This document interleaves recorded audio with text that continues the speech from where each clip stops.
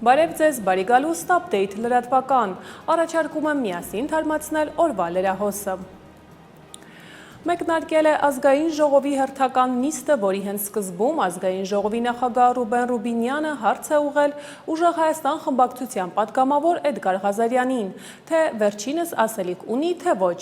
Ռուբինյանը նույն հարցը ուղղել է նաև խմբակցության ղեկավար Նարեկ Կարապետյանին։ Հիշեցնենք, ազգային ժողովի հերթական նիստերի նախորդ օրը օգոստոսի 13-ին իրավիճակը ազգային ժողովի դահլիճում լարվել էր Էդգար Ղազարյանի ելույթից հետո, որը ազգային ժողովի պատգամավորներին և իշխանությանը վիրավորել էր։ Հարգելի գործընկերներ, միշտ հաջորդ հարցին անցնել է, ես ցանկանում եմ տեղեկանալ, պարոն Էդգար Ղազարյանը ասելիք ունի։ Պարոն Ղազարյան, ասելիք ունեք։ Միացրեք պարոն Ղազարյանի խոսափողը։ Ազգային ժողովի կանոնակարգը պատգամավորների միջև նման ձևաչափով քննարկում չի նախատեսում։ Շատ լավ։ Պարոն Նարեկ Կարապետյան, ասելիք ունեք։ Ոչ։ Շատ լավ, հարգելի գործընկերներ, դուք ընտրեցիք այս ճանապարհը։ Ազգային ժողովի նախագահի տեղակալ Վահագն Ալեքսանյանը իր այսօրվա ելույթում անդրադարձավ Ուժեղ Հայաստան խմբակցության պատգամավոր Էդգար Ղազարյանի երեկվա ելույթին, կոչ անելով Արամ Վարդևանյանին ներողություն խնդրել քաղաքացիներից նրա այստեղ հայտնվելու համար։ Ազգային ժողովի մեծարգո նախագահ, հարգելի գործընկերներ, հայ զինվորների մահը կամեցող սրիկ է, պարոն Վարդևանյան, դուք լրիվ արդարացնում եք ձեր հեղինակությունը որպես այդպիսին։ Քիչ էր մնում մեզ մեղավոր հանեիք, որ բերել ձեր ցուցակում մարդ եք ներգրավել։ Չէ, դուք հարգելի գործընկերներ, դուք ձեր ցուցակում մարդ եք ներգրավել, որ վերջի 2-3 տարում, ընդ որում իդեպ շեշտեմ ոչ միայն մեր խմբակցության, էլի Հայաստան խմբակցության էլ տենց տներով մտել դուրս է եկել ամենավերջի սրիկայի պես։ Ընտանիքի ապաքաղաքական անդամներին շատերի այս խմբակցությունից, քաղաքականության հետ ոչ մի կապ չունեցող անդամներին, անձնապես վիրավորել է։ Մենք հարգելով մեր քաղաքացիներին են, որոնց որ պարոն Վարդևանյանը դիմում ասում է, մենք մեր քաղաքացիներից պետք է ներողություն խնդրենք։ Պարոն Վարդևյան, դուք նախ ներողություն պետք է խնդրեք այս պերսոնաժի ստեղ հայտնվելու համար, որտեվ այդ մարդու հետագիծը վերջի 2 տարվա եղել է այդ։ Մարդկանց ընտանիքի անդամներին թիրախավորել է, Հայաստան խմբակցությանը չեմ էլ ասում ինչեր էր ասում, վայ, ու չեմ էլ ուզում հիշեմ, ուղղակի ինչեր էր ասում։ Անկեղծ էլ բոքսի տանձիկ, էլ բան, вообще ինչ ասես, ասել է, հիմա տարել եք Հայաստան խմբակցությանն մոտիկ եք նստածել, չգիտեմ ինչ ալնելու վերջը։ Այսինքն նկատի ունեմ այդ մարդու վիրավորական, այդ շղթայական հետագիծը որպես այդպեսին, այնինքն է, որ մենք մեզ շատ դժվարությամբ ենք զսպում։ Մենք ձեզնից ստեղ այս շարքերում չկա մարդ, որ ձեր ընտանիքի քաղաքականության մեջ չներգրավված անդամներին մի տառ ասել է։ Չկա տենց մարդ, հասկանում եք, պարոն Կարապետյան։ Չկա մարդ, որը որ ձեր ընտանիքում ձեր ընտանիքի այն անդամին, ով քաղաքական գործիչ չի եղել կամ հիմա չի, մի տառ ասել թթու։ Չկա այդպիսի մարդ ստեղ։ Դուք բերել եք այստեղ մարդ եք նստեցրել, որը որ ընտանիքի անդամներ է թիրախավորել, հաթաթ չէ, մի ընդհատեք հիմա։ Ռուբեն Ռուբինյանը ևս անդրադարձավ երեկվա միջադեպին, հայտարարելով, որ քաղաքացիական պայմանագիր խմբակցությունը դրանից վիրավորվել է և որ թուլություն չէ ներողություն խնդրելը։ Ես անկեղծ շատ եմ գնահատում, որ երեք պարոն Կարապետյանը ասաց, այո, ես կարծում եմ, որ պարոն Ղազարյանի արտահայտությունը դուրս էր բարեվարկության կանոնից։ Եվ գնահատում եմ, որ ասաց, լավ, ֆրակցիայի նիստ կանենք, կհայտնենք մեր որոշման մասին։ Բայց դրանից հետո ես հետևել եմ լրագրողների, այդ մարգինալ քաղաքական ուժերի արձագանքներին, որ ասում են ոնց դուք ուզում եք բարեկրթության մեջ մնաք, ոնց կարելի է ասել, չէ, լավ արել։ Այսօր տեսան որ Facebook-յան էջում, որ եկեղեցիներ բանի Մուրնի բյուրականի եկեղեցու հոգևոր հայրը դրել է պարոն Ղազարյանի նկարը որպես հերոս, ասել է շնորհակալ եմ պարոն Ղազարյան։ Աբսուրդ, լիակատար աբսուրդ։ Բայց հարգելի գործընկերներ, ես իհարկե հասկանում եմ, ասում եմ բոլոր քաղաքական ուժերը ունեն ընտրողներ, որոնք նաև ըստ լրություն հարգելի գործընկերներ։ Պարոն Ալեքսան, խնդրում եմ վարեք նիստը։ Հարգելի գործընկերներ, բոլոր քաղաքական ուժերներ ունեն իրանց ընտրողների ցանկությունները եւ բնականաբար մեր ժողովրդի տարբեր հատվածներ չեն սիրում տարբեր քաղաքական ուժերի։ Այդ թվում քարոզարշավի ժամանակ էլ գագաթնակետին է դա հասնում, նորմալ է դա։ Բայց ներողություն խնդրելը վիրավորանքի համար ամենևին թուլություն չի, հարգելի գործընկերներ, բացարձակ թուլություն չի։ Հակառակը դա գիտակցում է, որ մեր ժողովրդի ռադիկալիզացիայի, նկատի ունեմ միմյանց հանդեպ ռադիկալիզացիայի շղթան պետք է կոտրել, այդ շղթան պետք է կոտրել։ Եվ շարունակելով թեման, ազգային ժողովը վտանգում է վերածվել բացարձակապես անհասկանալի օրակարգով քաղաքացիների իրական սոցիալ-տնտեսական խնդիրներից կտրված մարմնի, մինչդեռ խորհրդարանի ղեկավարությունը կանոնակարգը պահպանելու փոխարեն սահում է դեպի սպառնալիքների լեզու և ակնտնտական սկզբունք։ Այս մասին օգոստոսի 14-ին խորհրդարանում լրագրողների հետ զրույցում հայտնել է Ուժեղ Հայաստան ընդդիմադիր խմբակցության պատգամավոր Արամ Վարդևանյանը, մեկնաբանելով նիստերի ընթացքում տիրող մթնոլորտը և աղմկահարույց միջադեպերի և ներողություն պահանջելու հարցի վերաբերյալ խմբակցության դիրքորոշումը։ Նրա խոսքով նիստերը նախագահող անձինք ամբողջությամբ հրաժարվել են անաչառ մրցավար լինելու իրենց խոստումից և գործում են բացարձակապես իշխող թիմի շահերից ելնելով։ Ես ինքս լինելով իրավաբան մշտապես խոսույթի հարցում ցուցաբերում եմ չափազանց բարձր զսպվածություն։ Ճիշտ է դա թե ոչ, յուրաքանչյուրը ունի իր յուրովի մոտեցումը։ Ես բնավ չեմ պարտադրում իմ մոտեցումը։ Միաժամանակ, եթե նայենք վերջին տարիների քաղաքացիական պայմանագիր կուսակցության իշխանության ժամանակահատվածում դատարանների պրակտիկան, եթե հնչեցվում է այնպես, ինչպես հնչեցվել է, սրիկայաբար, ապա նշվածը դատարանները քաղաքացիական պայմանագիր կուսակցության իշխանության ժամանակահատվածում այն վիրավորանք չեն որակի, որովհետև կորակեն այն ոչ հասցեական ուղղված մի խոսք։ Սա ձեզ դատարանների մեկնաբանությունն եմ ներկայացնում։ Արդյոք ընդհանրապես նշվածը ընդունելի է թե ոչ, դրա մեկնաբանման տիրույթը գտնվում է ազգային ժողովի կանոնակարգ սահմանադրական օրենքի տեսանկյունից նիստը նախագահողի տիրույթում։ Նիստը նախագահողը, գիտեք ինչ պետք է անի, ես դրան անդրադարձա իմ ելույթում։ Պետք է, եթե գտնում է, որ դա վիրավորական արտահայտություն է, կարգապահական պատասխանատվության միջոց կիրառի, նվազագույնից դեպի խիստը։ Բայց ոչ թե օրինակ օգտագործի բառապաշար, նիստերի դալիճից կհեռացնենք, շենքից դուրս կշպրտենք եւ այլն։ Դուք պատկերացնում եք, սա է մոտեցումը։ Եվ վերադառնանք ազգային ժողովի նիստերի դահլիճ։ Ազգային ժողովի տարածքային կառավարման և շրջակա միջավայրի պահպանության հարցերի մշտական հանձնաժողովի ղեկավարի պաշտոնում Ուժեղ Հայաստան խմբակցությունն առաջադրեց Դավիթ Ղազինյանի թեկնածությունը։ Ըստ ազգային ժողովի կանոնակարգ օրենքի ազգային ժողովի 12 մշտական հանձնաժողովներից 8-ում նախագահը կլինի քաղաքացիական պայմանագրից, 3-ը Ուժեղ Հայաստանից և 1-ը Հայաստան խմբակցությունից։ Դավիթ Ղազինյանը դիմելով իշխող խմբակցությանը նաև հայտարարեց, որ չի խնդրելու հորդորելու իրենց ընտրել, բայց ընտրվելու դեպքում պատրաստ է համագործակցել անկախ քաղաքական խորը տարաձայնություններից։ Հանձնաժողովի նախագահի պաշտոնը ինձ համար չափազանց պատասխանատու պաշտոն է։ Ինչ վերաբերվում է իմ գործընկերների հետ այսպես ասած կռվացնելուն, չի ստացվի, շատ հարգում եմ եւ իրենք ինձ կօգնեն։ Սա եղել է ֆրակցիայի որոշումը, համաձայնացվել է մեր ընկերների հետ, որևէ խնդիր չունենք։ Չեմ խնդրելու ձեզ ինձ ընտրել, չեմ հորդորելու ձեզ ինձ ընտրել, չեմ պահանջելու հաշվի առնելով Դոնթի բանաձևը միայն այդ առումով պահանջելու ինձ ընտրել, բայց ընտրվելու դեպքում պատրաստ եմ համագործակցել բոլորի հետ, անկախ քաղաքական, այսպես ասած, շատ խորը տարաձայնություններից։ Ազգային ժողովը քննարկում էր տնտեսական հարցերի մշտական հանձնաժողովի նախագահի պաշտոնում Բաբկեն Թունյանի թեկնածության հարցը։ Քաղաքացիական պայմանագիր խմբակցության անունից ելույթում խմբակցության ղեկավար Արուսյակ Մանավազյանը նշեց, Բաբկեն Թունյանը մասնագիտական բավականին բարձր փորձ ունի։ Փաստացի նախորդ երկու գումարումներում եղել է հանձնաժողովի նախագահ։ Պատասխանելով ընդդիմադիրների մեղադրանքներին, թե նա չի խոսել ապագայի մասին, ընդգծեց, ապագան այսօր է, որ ունենք այն ցուցանիշները, որ բերել է Հայաստանի Հանրապետության կառավարությունը և կան կատարողական բարձր ցուցանիշներ։ Հարգելի գործընկերներ, քննարկում ենք պարոն Թունյանի թեկնածությունը։ Պարոն Թունյանը մասնագիտական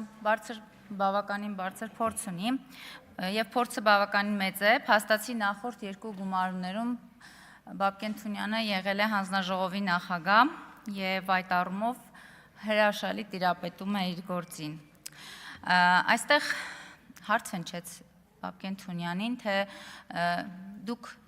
չեք ներկայացում ձեր ելույթում, եթե ճիշտ եմ հիշում ձևակերպումը, ապագայի մասին չեք խոսում։ Հարգելի ընդդիմություն, մենք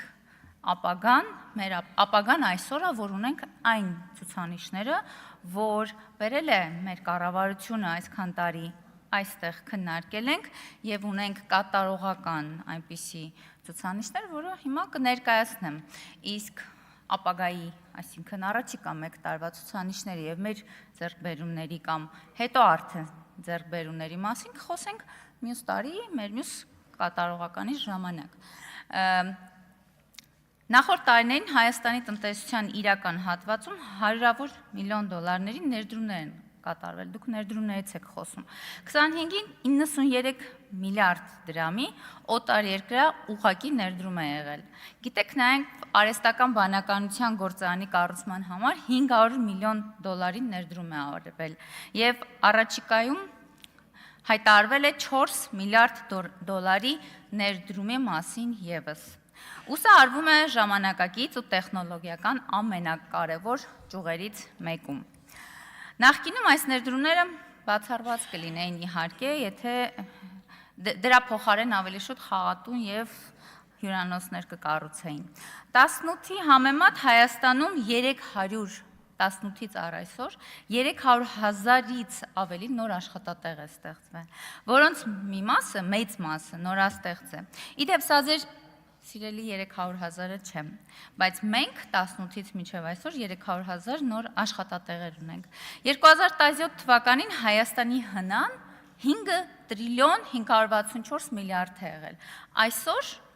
Հայաստանի Հանրապետության 25 թվականի արդյունքներով 11 տրիլիոն 342 հազար է, կրկնակի աճ։ 17 թվականի միջին ամսական աշխատավարձը 117,000 դրամ է եղել։ Այս 25 թվականի տվյալներով 303,000 դրամ է։ 2017 թվականի պետական բյուջեի հարկային եկամուտները կազմել են 1 տրիլիոն 158 միլիոն։ Այսօր 25-ի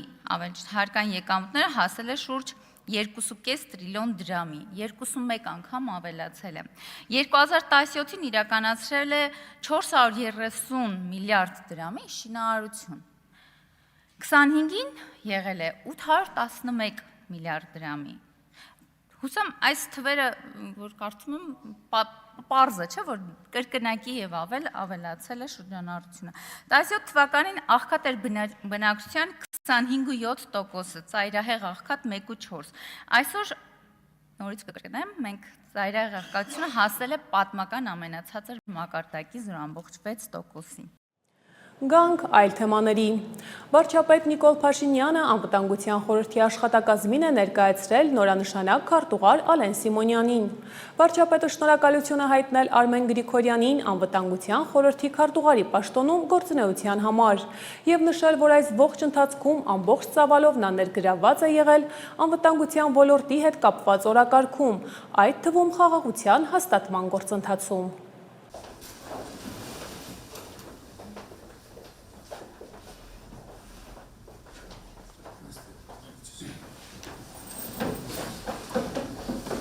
Բարև ձեզ հարգելի գործընկերներ, այստեղ եմ նախ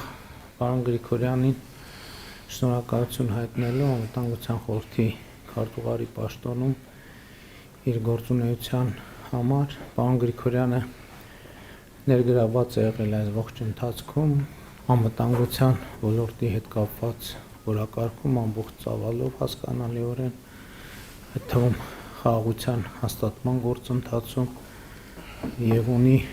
շատ էական ներդրում այդ ոլորտում մեր ունեցած ձեռքբերումների կայացման հարցում եւ դա շատ գնահատելի է եւ ուզում եմ պարոն Սիմոնյանին ներկայացնել որպես անվտանգության խորհրդի նոր քարտուղար եւ հաջողություններ մաղթել նրան այդ ոլորտում։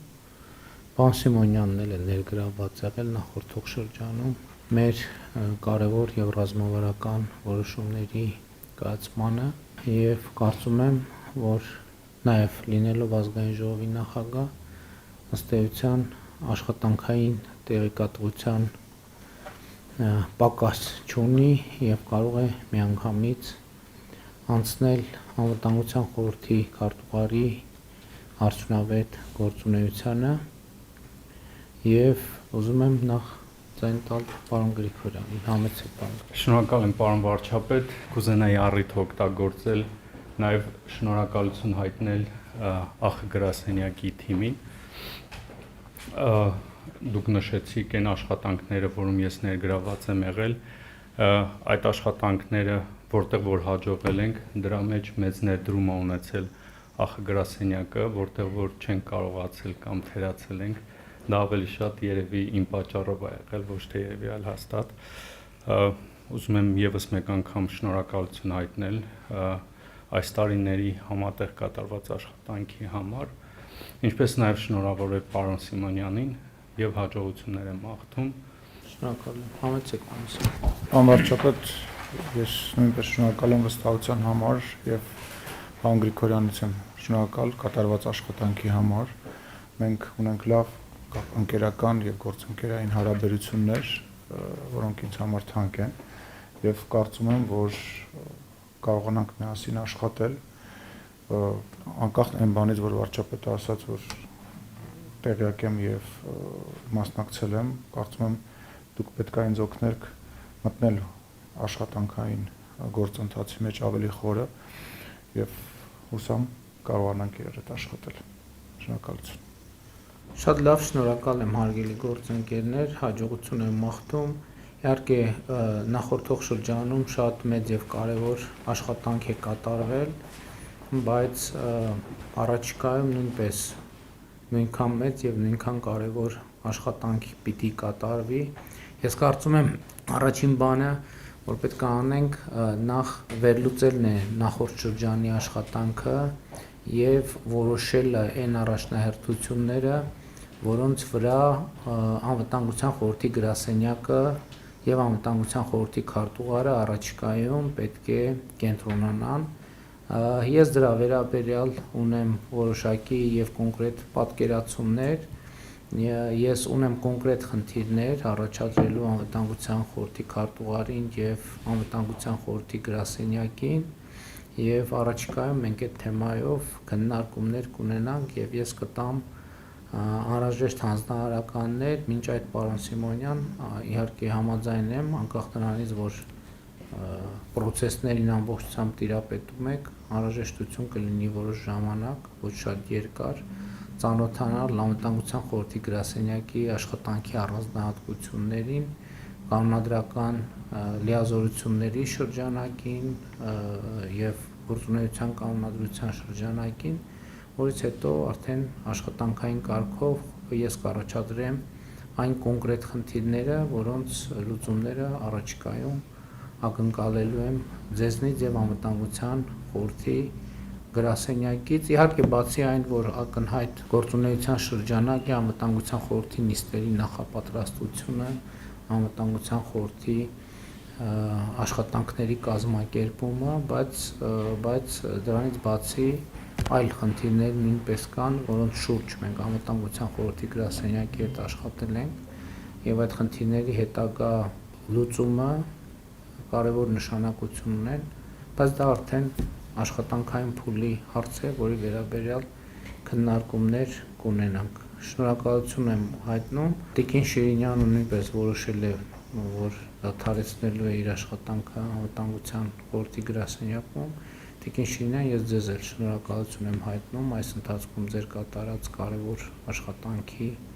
համար եւ հաջողություններ եմ մաղթում։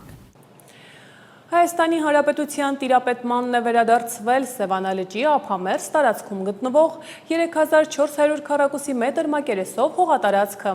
Շուկայականին մոտարկված կադաստրային արժեքը 23 միլիոն 236 հազար դրամ։ Այս մասին հատիկ առ հատիկ հեշթեգի ներքո գրել է Հայաստանի Հանրապետության վարչապետ Նիկոլ Փաշինյանը։ Ալբանիայի, Եվրոպայի և արտաքին գործերի նախարար Ֆերիդ Հոջյանը շնորհավորական ուղերձ է հղել Արարատ Միրզոյանին Հայաստանի արտաքին գործերի նախարարի պաշտոնում վերանշանակվելու կապակցությամբ։ Հայաստանի Հանրապետության արտաքին գործերի նախարարի պաշտոնում ձեր վերանշանակման առթիվ սիրով հղում եմ ձեզ իմ ջերմագին շնորհավորանքները, մաղթելով քաջ առողջություն եւ հաջողություններ ձեր նոր մանդատի ընթացքում։ Համոզված եմ, որ դուք կշարունակեք առաջ մղել Հայաստանի բարեփոխումների օրակարգը, խորացնել Հայաստանի գործընկերությունը եվրոպական եւ միջազգային գործընկերների հետ եւ ձեր կարևոր ներդրումն ունենալ տարածաշրջանում խաղաղության, կայունության եւ բարգավաճման ապահովման գործում, ասված է Ալբանիայի, Եվրոպայի եւ արտաքին գործերի նախարարի ուղերձում։ Հայաստանի Հանրապետության ազգային ժողովի նախագահ Ռուբեն Ռուբինյանը ընդունել է Հայաստանում Արգենտինայի Հանրապետության արտակարգ եւ լիազոր դեսպան Ռաֆայել Էնրիկե Գոնսալես Ալեմանին, մանրամասնում է տեսանյութը։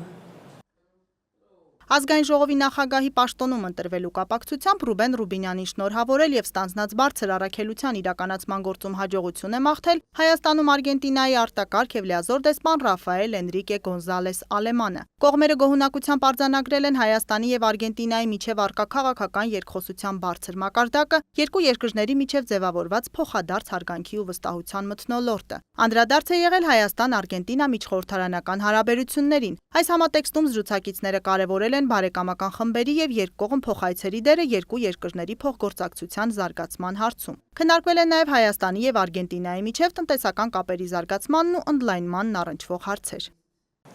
Շարունակենք թողարկումը։ Մենք նկատում ենք քաղաքացիություն ձեռք բերելու նպատակով դիմումների կտրուկ աճ։ Այդ մասին ասուլիսի ժամանակ ասաց ներքին գործերի նախարարի տեղակալի պաշտոնակատար Արմեն Ղազարյանը։ Եթե նայենք 2022 թվականի քաղաքացիության դիմումների քանակը, քաղաքացիություն ստանալու դիմումների քանակը գերազանցել է 32,000-ը։ Դա պատմական մաքսիմումն է Հայաստանի Հանրապետության գոյության ամբողջ ընթացքում։ Եթե ուշադրություն դարձնեք այն տարիներին, երբ որ մեր հայահոծ համայնքներում Սփյուռքի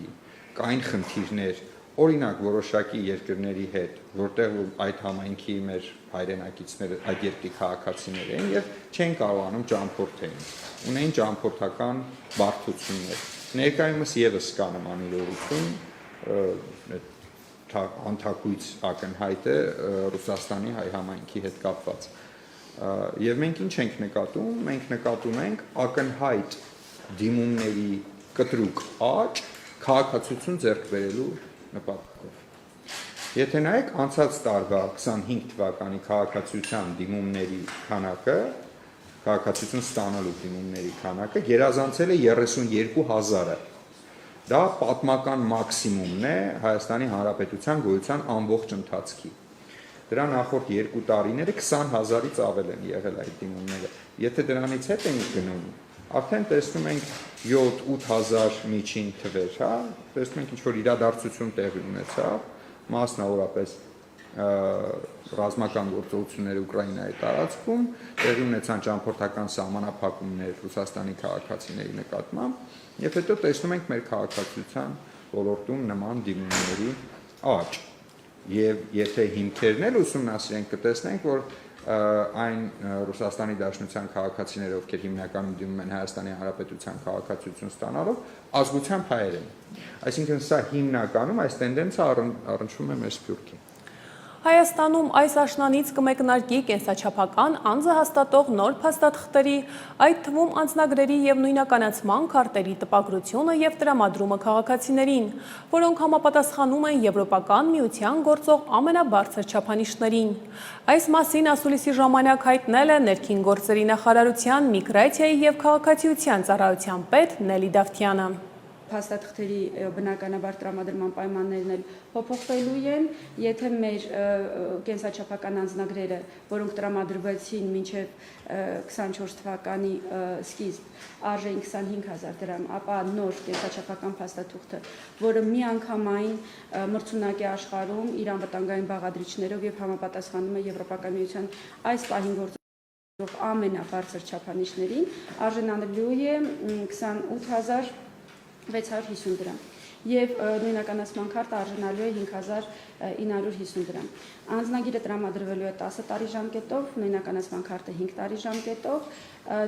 Նորություն է նաեւ այն, որ նույնականացման քարտ ծնողի կամ արտահայտությամբ կարող են ստանալ նաեւ մինչեւ 16 տարեկան Անչափահասները իսկ 16 տարեկանից սկսած մեր նոր անձահաստատող փաստաթղթերի մասին օրենքով, որը ուժի մեջ կմտնի մինչև նոյեմբերի 1-ը, պարտադիր է լինելու այս փաստաթուղթը 16 տարեկանից սկսած։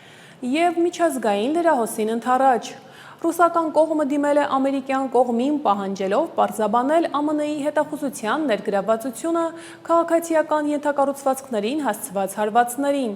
այդ թվում նավթավերամշակման գործարանների վրա գրողներին։ Այս մասին հարցազրույցում հայտնել է Ռուսաստանի արտաքին գործերի նախարար Սերգեյ Լավրովը։ Դիվանագետը նշել է, որ Մոսկվան վերջնագիր չի ներկայացնում։ Այսպես է Ռուսաստանի արտաքին գործերի նախարարության ղեկավարը պատասխանել հարցին կապված բանակցությունների ընթացքում ԱՄՆ նախագահի հատուկ բանագնացներ Սթիվեն Ուիթքոֆի և Ջարեդ Քուշներին վերջնագիր ներկայացնելու հնարավորության մասին։ Հուլիսին Լավրովը հայտարարել էր, որ Անկորիջի հանդիպումից հետո Ռուսաստանի և ԱՄՆ-ի միջև ձեռք բերված պայմանավորվածությունների իրագործումը թույլ կտա դադարեցնել հակամարտությունը Ուկրաինայում։ Միջազգային այլ թեմաների առաջարկում եմ ծանոթանալ տեսաշարով։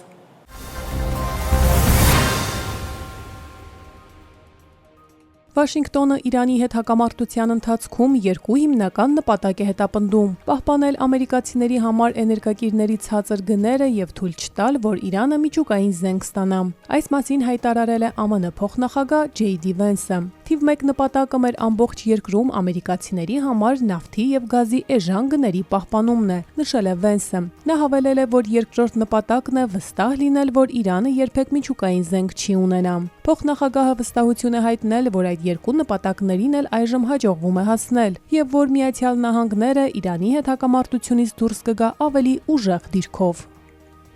ԱՄՆ-ի և Իսրայելի հարվածներն Իրանի էներգետիկ ենթակառուցվածքների օբյեկտներին հանգեցրել են Պարսից ծոցի իրանական ափի նավթային աղտոտման։ Այս մասին հայտարարել է Իրանի արտաքին գործերի փոխնախարար Քազեմ Ղարիբաբադին։ Ղեշմ կղզու ափի նավթային աղտոտումն առաջացել է տարածաշրջանում օտարերկրյա ռազմական ագրեսիայի հետևանքով։ Այդ վնասը, որ հասցվել է Պարսից ծոցի իրանական ափի շրջակա միջավայրին, վկայում է Իրանի որպես ափամերձ պետության կողմից Հորմուզի նեղուցի կառավարման մեխանիզմի մշակման և ներդրման անհրաժեշտությունը, գրել է նա X հարթակում։ ԱՄՆ-ն և Իսրայելը Իրանի դեմ պատերազմ են սկսել փետրվարի 28-ին։ Հունիսին Վաշինգտոնը և Թեհրանը Իսլամաբադի միջնորդությամբ ստորագրել են փոխըմբռնման հուշագիր, որը նախատեսում էր մարտական գործողությունների անհապաղ դադարեցում բոլոր ճակատներում, այդ թվում Լիբանանում։ Սակայն հուլիսի 8-ի գիշերը Միացյալ Նահանգները վերսկսել է լայնածավալ հարվածները Իրանի դեմ, մեղադրելով նրան ձեռք բերված համաձայնությունների պայմանների խախտման և Հորմուզի նեղուցում նավերի վրա հարձակումների համար։ Վերջին շաբաթներին կողմերը փորձում են միջնորդների միջոցով նոր համաձայնության հասնել։ Ճապոնիայի արևելքում տեղատարապ անձրևների հետևանքով զոհվել է 6 մարդ։ Ճապոնիայի օդերևութաբանական վարչությունը Տոկիոյից ոչ հեռու գտնվող Չիբայի պրեֆեկտուրայի մեծ մասում հայտարարել է տեղումների ամենաբարձր 5-րդ մակարդակ։ Չիբա, Իչիկավա և մի շարք այլ քաղաքներում մարդկանց կոչ է արվել անմիջապես անվտանգության միջոցառումներ ձեռնարկել։ Ամբողջ պրեֆեկտուրայում ճանապարհները հեղեղվել են, առաջացնելով խցանումներ։ Օդերևութաբանական վարչությունը նաև սողանքների վտանգի 5-րդ մակարդակ հայտարարել պրեֆեկտուրայի մի քանի շրջանում։ Ըստ հրդեհների և աղետների կառավարման վարչության Չիբայի և Իբարակիի պրեֆեկտուրաներում ավելի քան 400,000 մարդու տարհանման հրահանգ է տրվել։ Սակայն օգոստոսի 14-ի առավոտյան տարհանման հրահանգը պահպանվել է միայն Չիբայի պրեֆեկտուրայում շուրջ 100,000 մարդու համար։ Գերմանիայի արևմուտքում բռնկված անտառային հրդեհները հանգեցրել են ավելի քան 2000 մարդու տարհանման։ Հրդեհները մոլեգնում են Բելգիայի հետ սահմանից ոչ հեռու գտնվող Այֆելի տարածաշրջանում։ Հրշեջներն օգոստոսի 14-ին բռնկման 3 օջախ են գրանցել, որոնցից 2-ը ներկայությամբ վերահսկողության տակ են։ Հրդեհաշիջման աշխատանքներին մասնակցում են հարյուրավոր հրշեջներ։ Այս ամառ մի քանի եվրոպական երկրներում անոմալ շոկի ֆոնին բռնկվել են խոշոր անտառային հրդեհներ։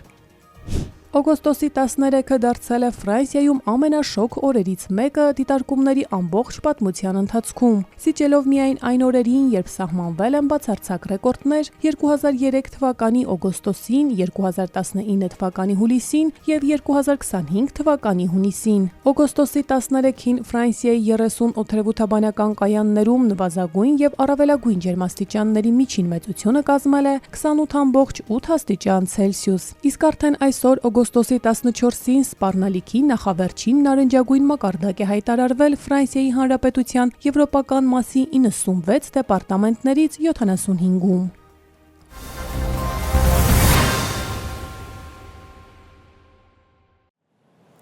Շարունակենք թողարկումը։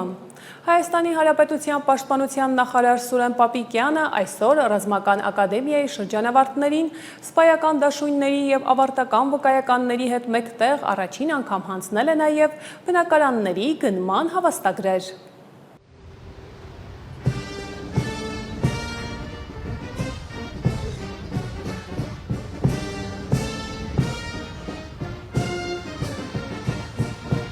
Ողջույն ձեզ։ Ողջույն, պարոն նախարար։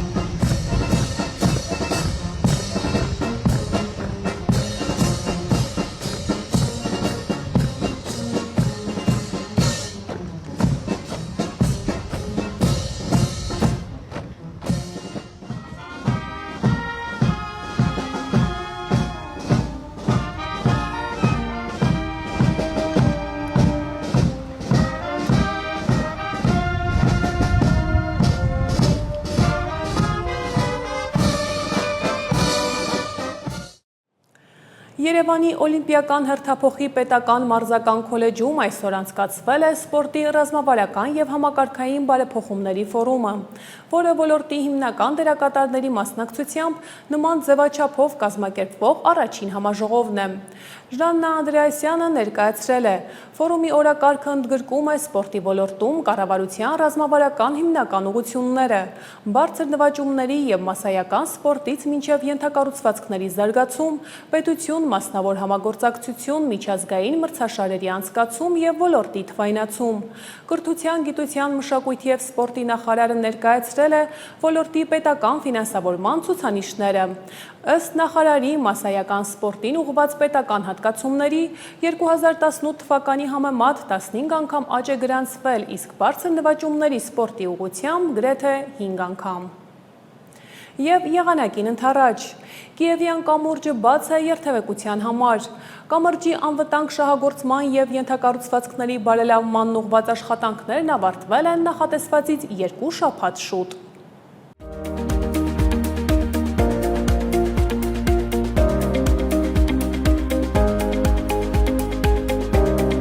Ի սկզբանե նախատեսված էր, որպեսզի կամուրջի վերաբացումը իրականացնենք օգոստոսի 29-ին, սակայն հաշվի առնելով մեր քաղաքացիների անհարմարությունը եւ նաեւ կրթական տարվա սկիզբը, մենք շինարարի հետ համատեղ աշխատանքների շնորհիվ կարողացանք իրականացնել օգոստոսի 14-ին, որպեսզի կամուրջը կարողանանք բացել եւ հավելյալ անհարմարավետություն չպատճառենք մեր քաղաքացիներին։ Կամուրջը ամբողջությամբ վերանորոգվել է, երկշերտ ասֆալտապատում ենք իրականացրել, ապահովել է կամուրջը, որպեսզի ջրամեկուսացվի, ներկա պահին, որ այստեղ տեսանելի չէ, բայց ներքևում իրականացվում է կամուրջի ամրապնդման աշխատանքներ։ Առաջին անգամ կիրառել ենք պոլիմեր բետոնային խառնուրդ, որը որ ինքնին իրականացնում է կամուրջի ամրապնդումը։ Եվ վերջում եղանակի մասին։ Օգոստոսի 15-ից 19-ի գիշերը և կեսօրից հետո հանրապետության առանձին շրջաններում սպասվում է կարճատև անձրև և ամպրոպ։ 14-ից 17-ը առանձին վայրերում տեղումները կլինեն հորդառատ, հնարավոր է նաև կարկուտ։ Օգոստոսի 14-ից 19-ը Հարմավիրի մարզում, Արագածոտնի և Կոտայքի նախալեռներում, Շիրակի մարզի առանձին հատվածներում երեկոյան ժամերին սպասվում է քամու ուժգնացում։ Օդի ջերմաստիճանը էապես չի չփոխվի։ Երևանում օգոստոսի 14-ի երեկոյան, 15-ի գիշերը եւ երեկոյան, 16-ի երեկոյան եւ 17-ի գիշերը քաղաքի առանձին հատվածներում սպասվում են կարճատևանձրև եւ ամպրոպ։ Օգոստոսի 16-ի գիշերը, 17-ի ցերեկը, 18-ից 19-ը սպասվում է առանց ստեղումների եղանակ։ Այս եթերաժամի համար առանձնացրել էինք այսքանը, իսկ դուք բաց չթողնեք update վերլուծականը անմիջապես թողարկումից հետո։ Հաջողություն։